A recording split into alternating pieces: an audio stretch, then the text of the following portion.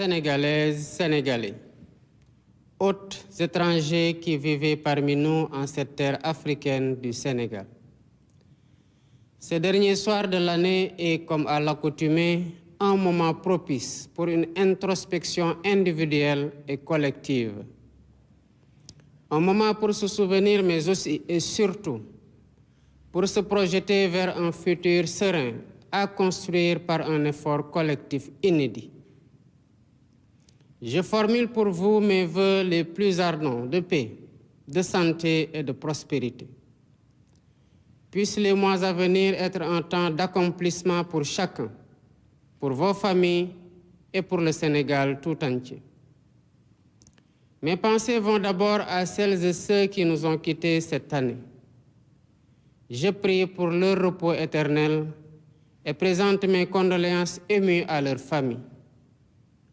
J'adresse également un message de courage à tous ceux qui affrontent la maladie, les rigueurs carcérales ou l'adversité du quotidien.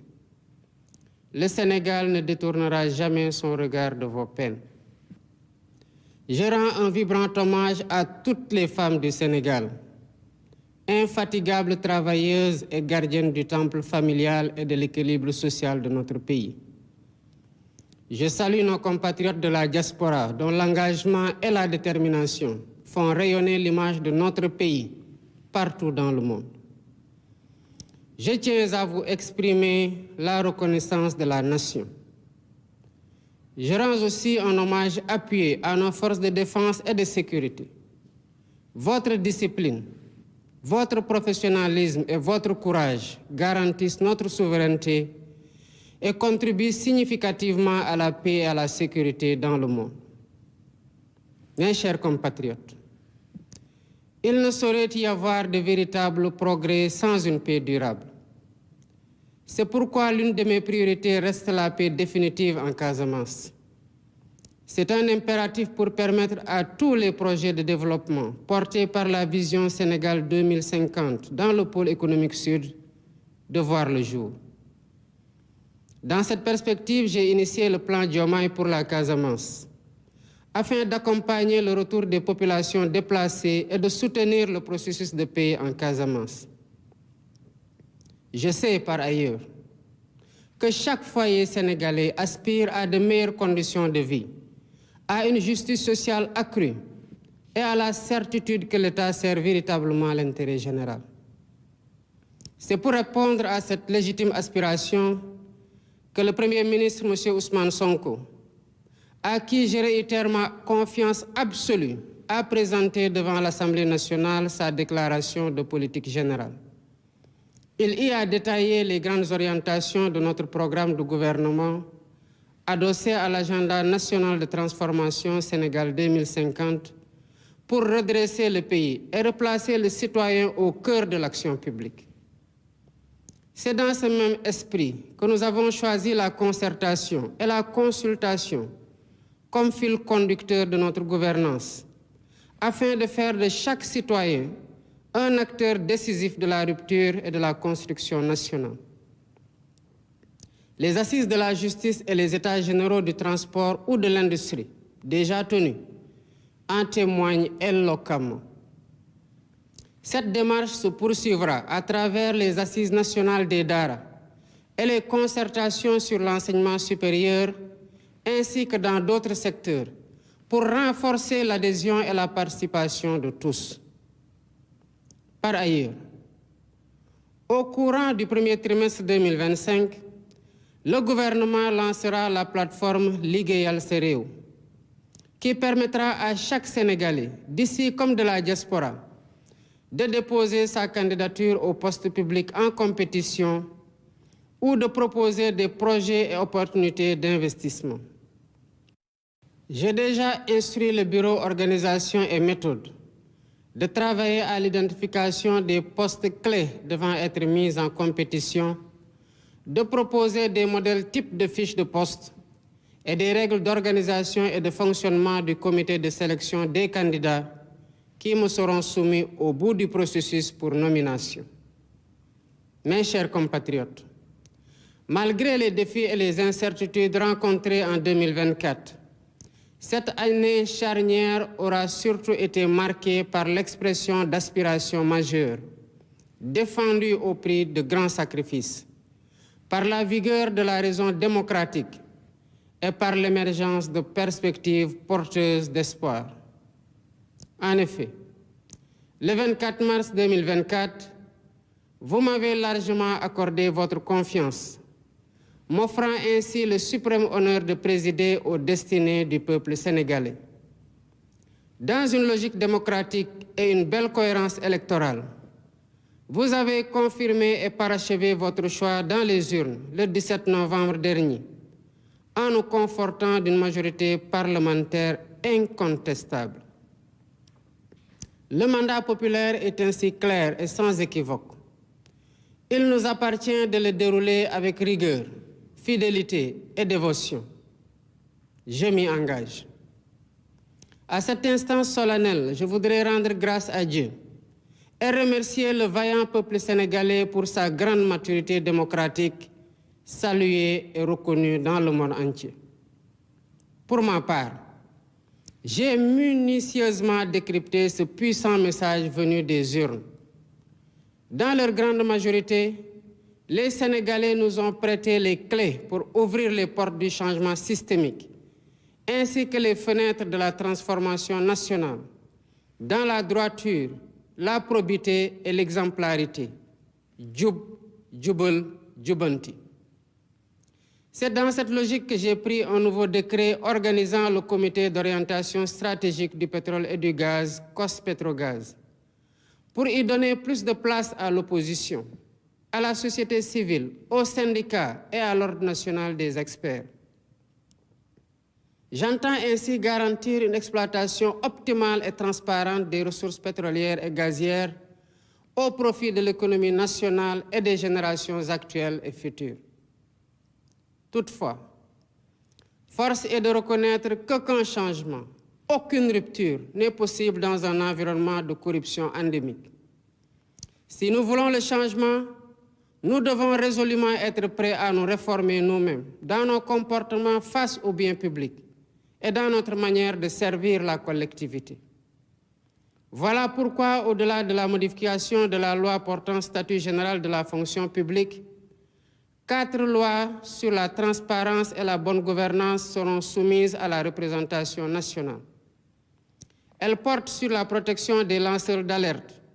la réforme de l'organe de lutte contre la corruption, l'accès à l'information et la déclaration de patrimoine. Concernant la déclaration de patrimoine, elle sera généralisée à tous les agents de la fonction publique sans exception, ainsi qu'à tous les postes électifs ou nominatifs impliquant une gestion budgétaire, quelle qu'en soit l'importance. Les modalités de publicité et de mise à jour des déclarations souscrites seront définies par la loi. Mes chers compatriotes, je suis pleinement conscient des difficultés que les Sénégalais ont traversées ces dernières années. C'est pourquoi, face à la vie chère et malgré une conjoncture économique plus que difficile, dès les premières semaines de mon mandat, le gouvernement a pris des mesures concrètes pour soutenir les producteurs locaux et réduire le prix des denrées de première nécessité. D'un autre côté, les réformes institutionnelles en cours avec la suppression du Conseil économique, social et environnemental et du Haut Conseil des collectivités territoriales se poursuivront au courant de l'année 2025. Le comité restreint que j'ai déjà mis en place pour l'identification des lois et décrets à prendre ou à abroger est à pied d'œuvre pour matérialiser les consensus forts issus des assises de la justice. Par ailleurs, l'inflation notée des partis politiques, favorisée par une application trop laxiste des textes en vigueur, a conduit à une fragmentation excessive et à une inflation préoccupante, préjudiciable à une respiration démocratique de qualité. Dans un avenir proche, des concertations sur notre système politique se tiendront dans le but d'y apporter plus de lisibilité, plus de transparence et de rationalisation. Toutes ces réformes, comme d'autres, vise uniquement à rapprocher l'État des citoyens, à mieux prendre en charge leurs aspirations et à asseoir les bases d'un Sénégal fier de ses valeurs et intransigeant sur sa souveraineté. La diplomatie sénégalaise, fidèle à sa doctrine, continuera à promouvoir les idéaux de paix et de justice, tout en apportant sa solidarité agissante et son soutien actif aux peuples opprimés du monde. Tous les amis du Sénégal seront traités comme des partenaires stratégiques dans le cadre d'une coopération ouverte, diversifiée et décomplexée. D'ores et déjà, j'ai instruit le ministre des Forces armées de proposer une nouvelle doctrine de coopération en matière de défense et de sécurité, impliquant, entre autres conséquences, la fin de toutes les présences militaires de pays étrangers au Sénégal dès 2025. Mes chers compatriotes, prenons le temps de nous regarder dans le miroir de notre histoire et de nos valeurs, pour nous rappeler qui nous sommes, d'où nous venons et où nous aspirons à aller. Au-delà des réformes et des politiques, arrêtons-nous un moment pour évoquer en profondeur ce qui nous unit. Cette exigence d'unité et de fraternité quasi existentielle pour bâtir l'avenir que nous voulons nous rappelle l'importance de cette communion nationale autour de la même flamme de l'espoir, de la solidarité et du vivre ensemble. Dans un esprit d'humilité et de détermination, nous construisons pierre après pierre le Sénégal que nous voulons. Cette œuvre exige la mobilisation de toutes les énergies et s'appuie sur un esprit de solidarité, de tolérance, de don de soi et de dépassement. Des épreuves les plus dures de l'esclavage aux luttes contemporaines pour l'indépendance et la démocratie, en passant par la colonisation, nous avons démontré avec constance une résilience inébranlable. C'est dans cet esprit et par devoir de mémoire, de vérité et de justice que nous avons commémoré pour la première fois l'anniversaire du massacre de Thiaroye. Nous avons voulu d'une part rendre hommage aux victimes et graver leur mémoire dans notre conscience collective. Et d'autre part, jeter les bases de la restauration de la vérité historique sur cet épisode tragique de notre histoire. La même dette morale nous engage aussi envers les victimes des événements survenus entre mars 2021 et février 2024 et leurs familles.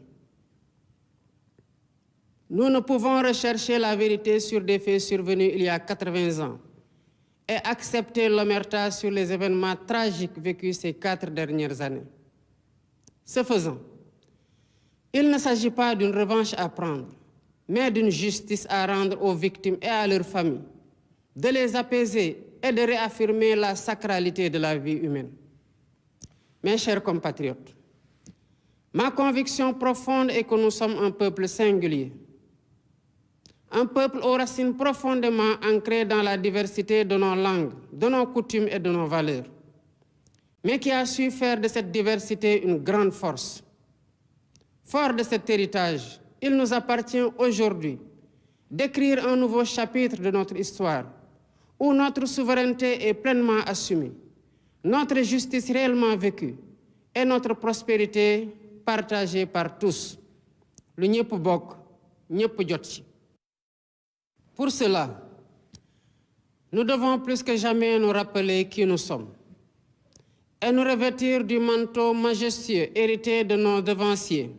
fait de valeurs précieuses que nous avons pris l'engagement de remettre au cœur de notre projet de société et de promouvoir. En ma qualité de gardien des institutions et garant de l'unité nationale, tout en encourageant l'expression libre, constructive et plurielle des idées, je resterai vigilant et intransigeant face à toutes les menaces sur la paix, la stabilité et notre bien commun. Au demeurant, je garde à l'esprit que nous devons conjuguer fermeté sur les principes et ouverture d'esprit pour préserver l'équilibre de notre démocratie et la cohésion de notre pays. Mes chers compatriotes, Grande est ma préoccupation quant à la montée du communautarisme et des discours de haine qui se propagent parfois dans les médias traditionnels et très souvent dans les réseaux sociaux. Ces dérives nourrissent la division et fragilisent le socle commun que nous avons patiemment édifié. La cohésion sociale et la stabilité qui sont la même de notre nation. Nous devons tous prendre conscience que le Sénégal souverain, juste et prospère que nous travaillons à matérialiser pour le bien de tous, ne verra le jour que dans l'unité. Conscients de ce que nous sommes un peuple en compétition avec les autres, entretenons le culte du travail bien fait et de l'excellence, afin de prouver au monde, par des réalisations concrètes, que le Sénégal a les ressources humaines de qualité pour accomplir de grandes choses. À notre jeunesse, ardente et créative, je vous encourage à développer vos talents, à innover et à vous ouvrir au monde en restant ancrés dans nos valeurs. Votre énergie et votre détermination sont les véritables moteurs de notre pays. Le gouvernement sera à votre écoute et à vos côtés pour vous soutenir et vous aider à vous réaliser, à être utile à vous-même, à vos familles et à votre pays. Ensemble, prouvons que le Sénégal est une terre de promesses et de possibles, et édifions un Sénégal uni, souverain, juste et prospère pour les générations actuelles et futures. Bonne et heureuse année 2025, que Dieu bénisse le Sénégal et l'Afrique. déwénati mbokki Sénégal gannaaw bi ma leen nuyoo yéen ñëpp ku ne ci turam ak santam maa ngi nuyoo di ñaanal kilifa diine yi ak kilifa aada yi ci réew mi guddi tey di mujjantelu guddi ci at mi sabab la ci ku ne mu xoolaat li ci moom ak nu mu doxalee digganteem ak ñu mu bokkal réew mi waaye diggante tamit ak réew mi ci boppam waaye tamit sabab la ci ñun ñu xoolaat fan lañu jóge ak fan lañoo bëgg a yóbbu réew mi waaye balaa may sori ku ne ci yéen maa ngi koy nuyuwaat di ko ñaanal jàmm ak wérgu yaram ci at bu bees bii nga xamante ne ñu ngi ciy dugg di ko ñaanal ku ne waaye di ko ñaanal tamit ku nekk ak njabootam di ko ñaanal Sénégal yépp di ñaanal ñi nga xamante ne ci at mi ñu jóge bàyyeeku nañ fi di leen ñaanal yàlla yërëm leen te xaare leen aljana di masawu seen njaboot di encourager tamit ñi nga xamante ne feebar a ngi ci ñoom wala ñu nekk ci kaso yi wala sax ñoo xam ne bés bu ne ñu ngi jànkonteel ak ay jafe-jafe yu bare bare di leen xamal ne Sénégal du leen mos a woon gannaaw di sargal tamit jigéenu Sénégal nga xam ne duñu sonn duñu tay jàpp njaboot gi waaye tamit téye réew mi ndax seen njàmbaarte di nuyu di jaajëfal suñu mbokk yi nekk ci bitim réew mu wóor ñu ne seen xel yépp a ngi ci biir Sénégal waaye tamit ñu leen sargal ci ni ñu taxawoo bitim réew ba Sénégal wéy di am woy wu rafet bu mu am ñu di leen wax ne Sénégal amal na leen njukkal gu rëy a rëy di delloo njukkal googu nag ñii di suñu force de défense et de sécurité ndax seen yar ak seen professionnalisme waaye tamit seen njàmbarte moo tax Sénégal taxaw dëgër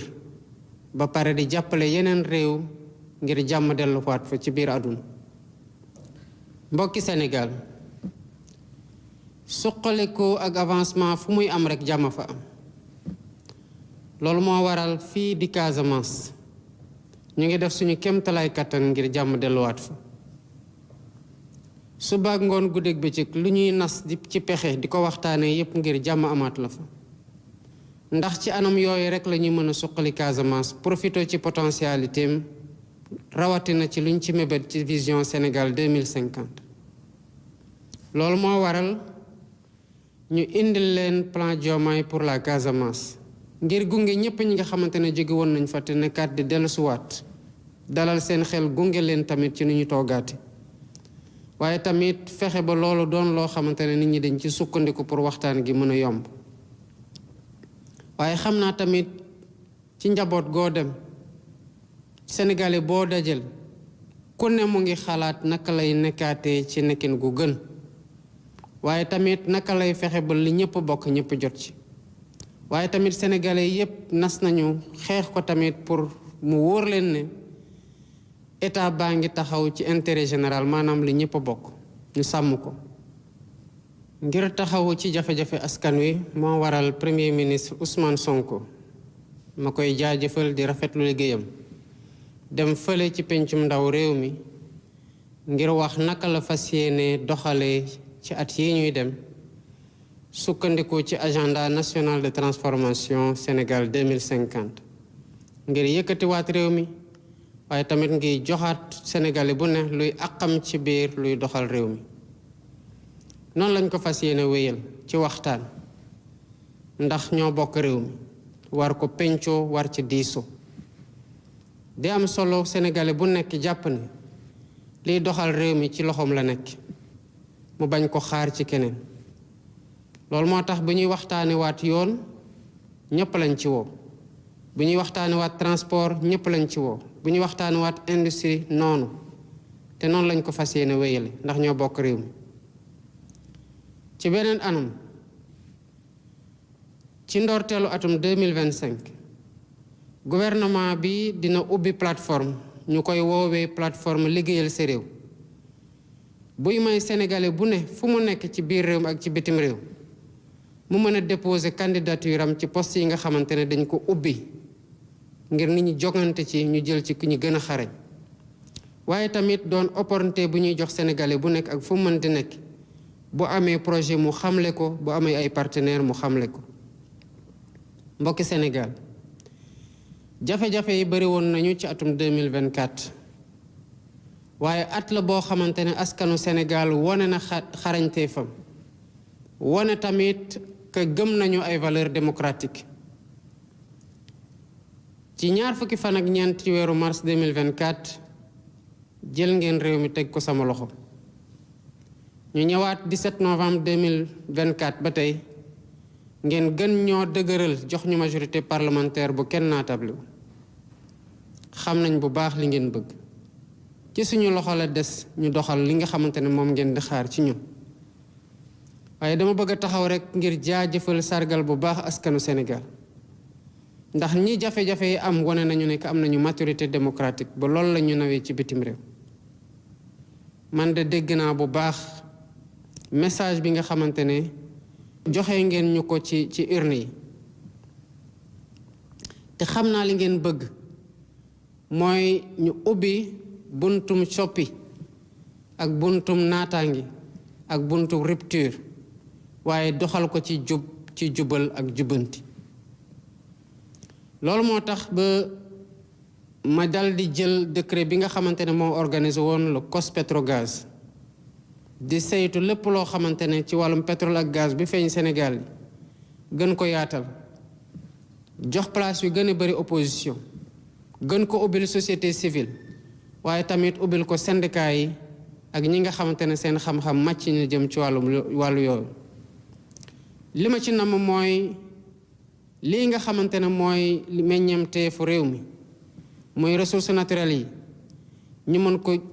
jëfandiku ngir njëriñu ñëpp ci ñi fi nekk tey waaye tamit ñiy ñëw ëllëg waaye nag nañu xam ne te nangu ne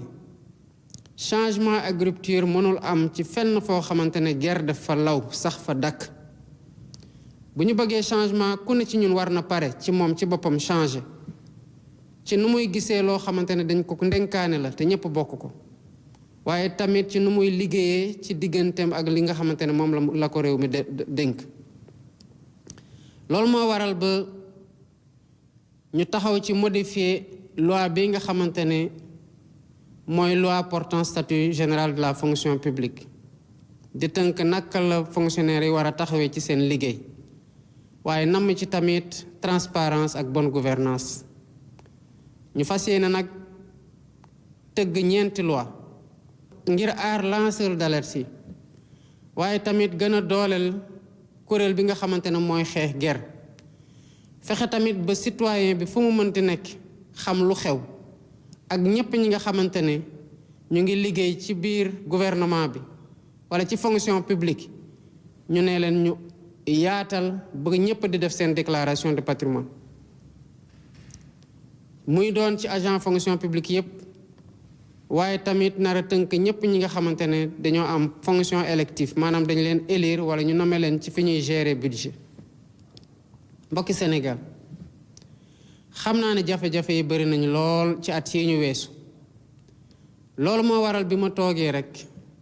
daanaka ay semaine rek laa def fexe ba ñu wàññi dund gi gouvernement bi def na ci nag lu mu mën donte jafe-jafe yi bari woon nañu ngir jàppale ñépp ñi nga xam ay béykat yi waaye jàppale tamit yeneen producteurs yi waaye fexe ba sénégalais bu nekk foo nekk nga sentir ne wàññee ko am na ci weneen fànn lépp loo xamante ne jàppoon nañu ne luy yàq xaalis la mel na conseil économique social et environnemental wala au conseil des collectivités territoriales ñu seeyal ko ay réformes yu ni mel dinañ ko wéyal ngir gën a jël xaalis boobu dugal ko ci foo xamante ne njëriñ nga fa comité bi nga xamante ne teg naa ko nag gannaaw bu ñu waxtaanee wàllum yoon mu ngi liggéey ngir li nga xamante ne déggoo nañu ci ñu mandargal ko mën ko tamit appliquer mbokki Sénégal bu ngeen seetloo bu ñu waxantee dëgg rek tamit parti politique yi bari nañ Sénégal lool te gis nañu parti politique yu bari li ñu war a wàccoo ak yoon wàccoo wuñu ko yàgg nañu leen ci seetaan nag waaye tamit loolu fokk mu dagg ba ku bëgg samp parti politique nga samp parti politique waaye nag nga wàccoog li la yoon teg muy charte yi nga xamante ne mooy tënk képp koo xamante ne dafa am parti politique waaye duñ ci forcer dara ndax loolu du suñu méthode dinañ waxtaan ak ñépp ngir fexe ba langue politique gi gën a leer ba parti politique bu ci nekk nga nekk ku représenter dara ak kuy liggéey pour éveiller conscience démocratique citoyen yépp réforme yooyu yépp ñuy wax nag lenn rek ko lal mooy naka la ñuy fexee ba nguur gi état gën a jege citoyen bi maay sénégalais bu nekk mën a taxaw tamit ci lay mébédam ngir mën a taxawal tamit samp Sénégal boo xam ne dafa taxaw ngir jëmal boppam dëggal boppam ci fépp foo xamante ne ay réew a ngi fay daje diplomatie sénégalaise am na luñ ko baaxee di ko bàkkee mooy liggéey ci fépp ci biir àdduna ngir jàmm mën a sax ci biir àdduna waaye tamit jàppale ñi nga xamante ne dañoo neew doole ñu di leen noot ci ay askan ci biir àdduna bu loolu weesoo nag képp koo xamante ne xarit nga ci biir Sénégal dinañ la jàppee xarit gën a jëflante ak yow waaye tamit ubbeeku ci ñëpp te tamit sàmm seen intérêt au Sénégal loolu moo waral ma diggal ministre des forces armées mu xool naka la sumbeeg waxtaan ñi nga xamante ne seeni militaires yaa ngi ci biir Sénégal te war fee jóge ndax wax te yàlla nag yàgg nañu fi lool te amatuñu luñ fiy def mbokki Sénégal dama leen di woo ngir ñu waxtaanaat xoolaat ñun fu ñu jóge ñun ñooy ñan lan mooy suñu mbaax ak fan lañ bëgg a jëm gannaaw réforme politique yi ak réforme institutionnelle yi dina baax ñu taxaw seetlu tamit li nga xamante ne dañ ko war a sàmm te mooy lu ñu boole askanu Sénégal yàgg naa daj metit ci balaa ñuy dog boomu jaam ci bu ñuy xeex pour am indépendance ci xeex yi mujj rekk pour samp démocratie waaye yàgg nañoo wane ne que askanu Sénégal ay jàmbaar dëgg lañu askanu bañkat lañu loolu moo tax baren gi ñu fas yéene woon te def ko indiwaat anniversaire u massacre Thiaroye 1944 liñ ci namoon mooy sargal ñi nga xamante ne boomoon nañu leen ci Thiaroye waaye tamit delloowaat dëgg bu ñu bëggoon nasaxal ci li xew foofu Thiaroye waaye fokk ñu nangu ne mënuñoo nekk di jéem a leeral loo xamante ne xew na fi juróom ñett fukki at ci gannaaw ba pare fàtte li nga xamante ne barke de moo njaay la xew biir Sénégal diggante mars 2021 ak février 2024 ay bakkan yu bari rot fii ci Sénégal ni ñu amalee ñi nga xamante ne ñoo nekkoon Caaroy 44 ñu boom leen juróom-ñett fukk at ci gannaaw pour leeral lépp noonu la ñu amee tamit pour leeralal ñi nga xamante ne boom nañu seen mbokk seeni doom ak seeni xarit liñ ci ut nag du benn feyeeku ndax dañoo jàppalul kenn dara sax bay feyeeku waaye ñi nga xamante ne loru nañ ci dañoo soxla xam lan moo xew balaa ngay baal da ngay xam kan moo la tooñ te soxla nañu ko seen njaboot soxla nañu ko waaye tamit dafay baax képp kuy politicien kuy toogaat ci biir réew mi mu xam ne bakkanu doomu aadama du lu ñuy fowe mbokki Sénégal li ma gëm mooy askanu Sénégal askan gu yàlla teral la ndax bëri nañ ay làkk yi fa nekk bëri nañ ay waasu bëri nañ ay xeet bëri nañ ay kuréel waaye loolu dañ ci mës a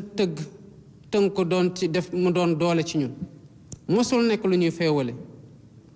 loolu moo tax ba li ñuy donn noonu ci maam yi muy doole ci ñun dañ ko war a sàmm bu baax a baax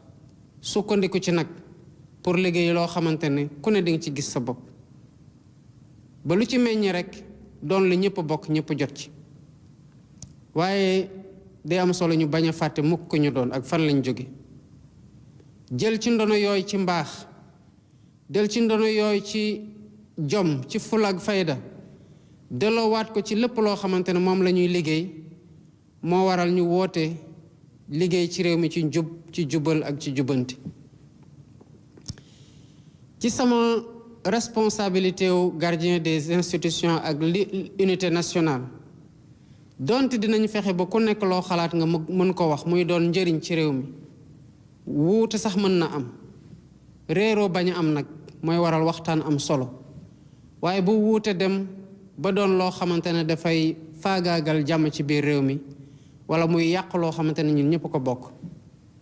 xam naa ne loolu dina laaj waxtaan lu bari dina laaj wax ak ñëpp ñoo xamante ne dañuy yàq pour ñu dellusiwaat seen xel waaye dina laaj tamit lépp lu état war a taxawee pour sàmm loolu nga xamante ne mooy suñu alal muy jàmm ji nekk ci biir réew mi ñu taxaw ci mbokki Sénégal nañu gën a waxtaanaat bu baax te moytoo lu ñuy féewale yenn saa yi nga dégg ay kàddu ci biir télé mu xawlaa tiital lool wala sax ci réseaux sociaux yi lépp loo xamante ne daf ñuy féewaloo di yàq diggante di yàq mbokkoo nañ ko moytu ndax lu ñu donn noonu balaa ngay xam lu muy jar rek nga ñàkk ko wala nga xool ci askan yi nga xamante ne amatuñ ko Sénégal bu ñu woote muy Sénégal bu moom boppam Sénégal buy yoon di dox Sénégal bu am naataange ñu ngi koy liggéey bés bu ne ci ay xalaat ci tamit ay jëf yu ñuy teg waaye loolu moo tax ñu ci woo ñëpp rawatina nag ndaw ñi ay jàmbaar lañu seen xel ñor na te ñaw na ñu ngi leen di wax ne fexe leen ba bu leen dara tegg ci yoon bu baax bi gouvernement bi soxla na leen te yéen a mën a téye réew mi yéen a koy liggéey lépp loo xamante ne war na ci taxawu leen nekk seen wet dinañ ko def ngir ngeen mën a tekki jëriñ seen bopp jëriñ seeni njaboot waaye tamit jëriñ réew mi mbokki Sénégal dañu xam ne Sénégal dëkk gu yàlla teral la meññeenteef yu bari yàlla baaxee nañu ko waaye tamit jox nañu lu ëpp solo mooy ay nit ñu baax ak ay mag yu baax kon li des mooy ñu booloo mànkoo te liggéey réew mi buñ ko defee Sénégal dina am naataange dina am jàmm maa ngi leen di ñaanal atum 2025 jàmm di leen wax ne yàlla na yàlla sàmm Sénégal te sàmm Afrique